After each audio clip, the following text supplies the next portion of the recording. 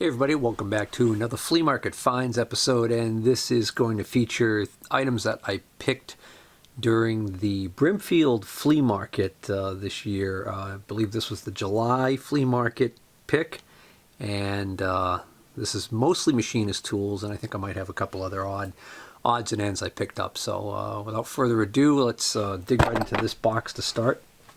I'm going to Mitutoyo plastic case, but what's actually in here is a pretty decent pair of Brown and Sharp calipers, and from the same vendor I end up getting this old Digimatic. So it's not turning on. Let's try one of these several batteries that came with it. Let's see if that's what it is.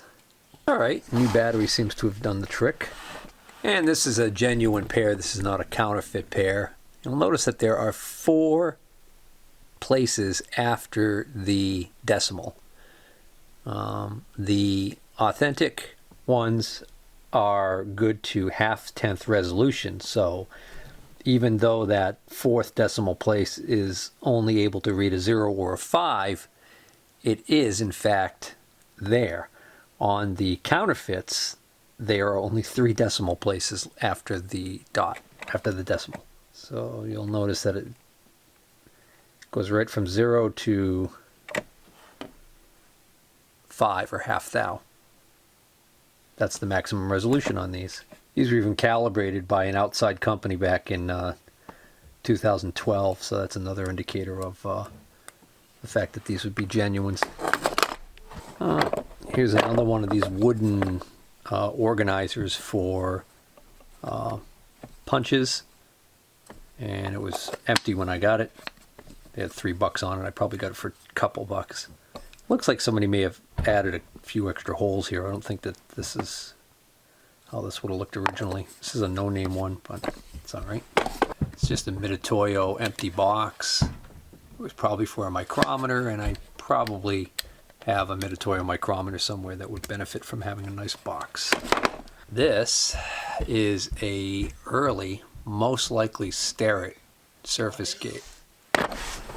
So as I was saying, this is a really rare surface gauge, early one, most likely Starrett. Unfortunately, it's got a few things wrong with it. It's got a lot of rust on it. It's got a lot of damage to the black enamel, and there's supposed to be a finial on the top here that's missing. Right here on top of the post is a threaded area for a finial to go on, which probably never see that again.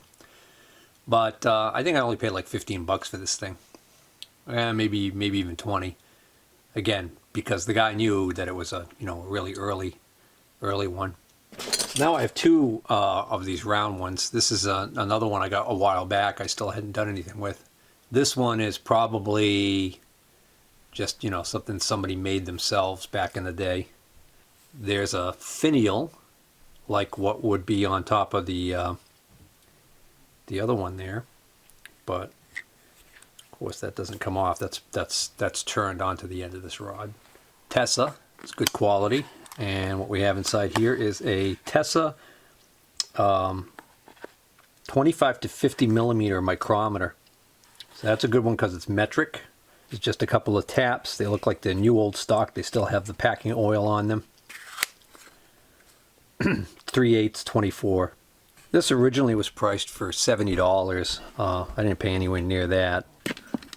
After much discussion, the seller agreed that he was never going to get that kind of money for it. So don't actually remember how much we ended up settling on here, but this is actually a size control company hole gauge, small bore gauge.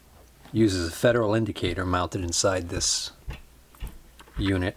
Depending on what size post you screw onto the end here, that will determine the gross range of the hole that you can measure with it. And unfortunately, it appears to be missing quite a few posts, so I think now that memory serves me, I think I got this for only like $5 because it appears to be broken. Here's another item that was very expensive when it was new in its day, and I ended up getting it for peanuts because, again, it was not well taken care of by whoever had it. I think this would be classified as a comparator micrometer. It's got a MAR, M-A-H-R, which is the company that took over Federal, millimess type of comparator indicator on it. And believe it or not, it still works, moving freely. The resolution on this is 0.0001, so this might still be a usable piece to somebody. Originally this probably would have been in a fancy case to protect it. Oh, look at this beast.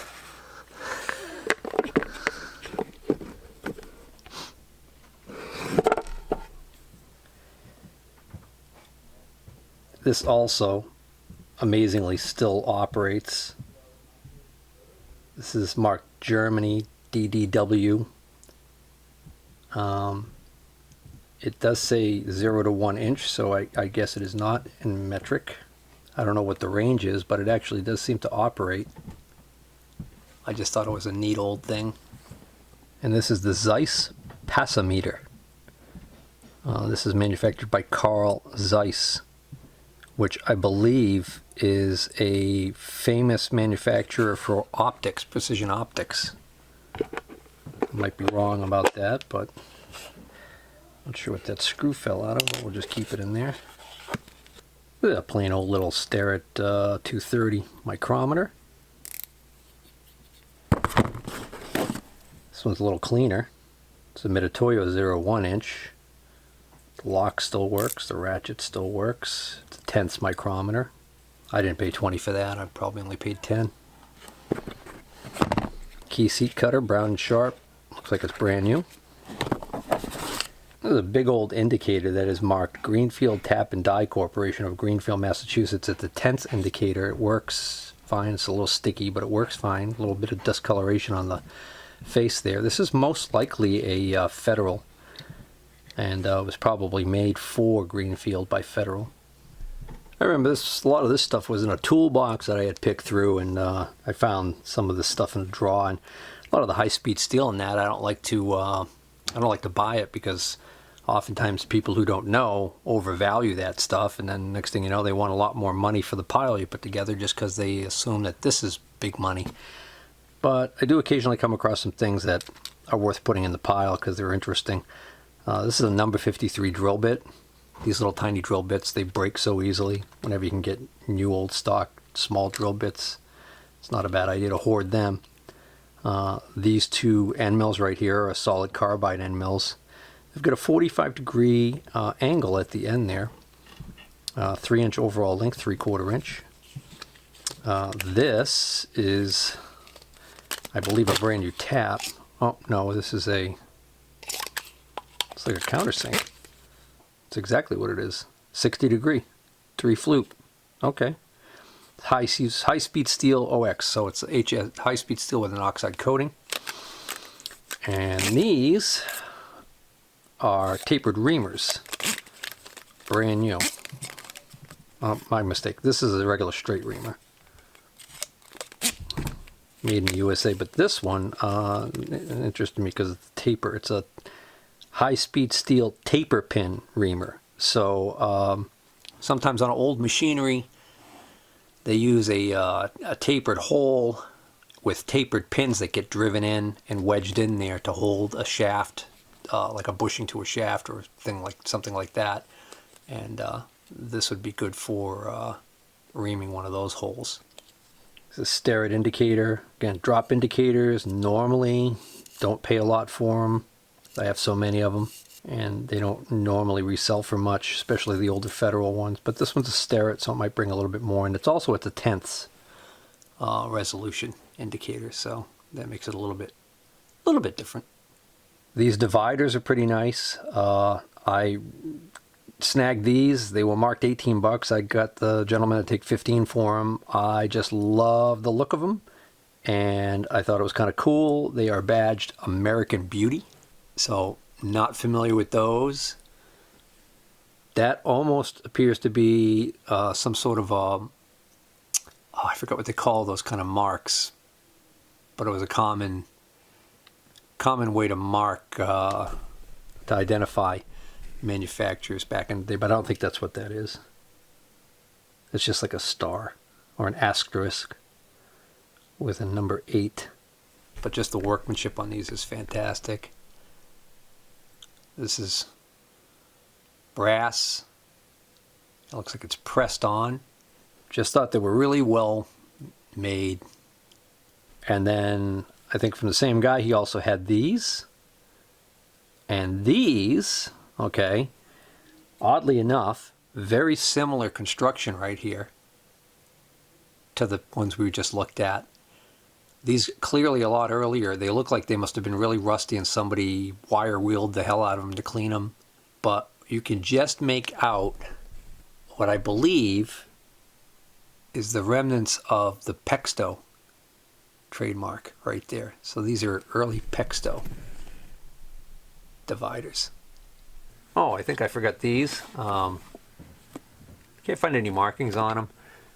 They're clearly a blacksmith tool. Look like they might have been used for holding things like horseshoes or that after taking them out of the heat and pounding them on the anvil.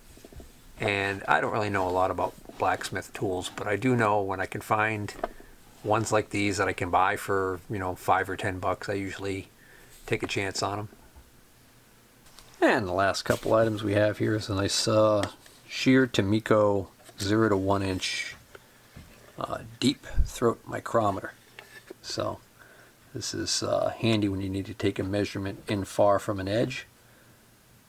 And I already checked the locks and the thimble is working perfectly fine. And it's the original case, which is kind of neat. I think he had a price of $10 on this. Probably piled this with a bunch of other stuff. And this is a Federal dial test indicator.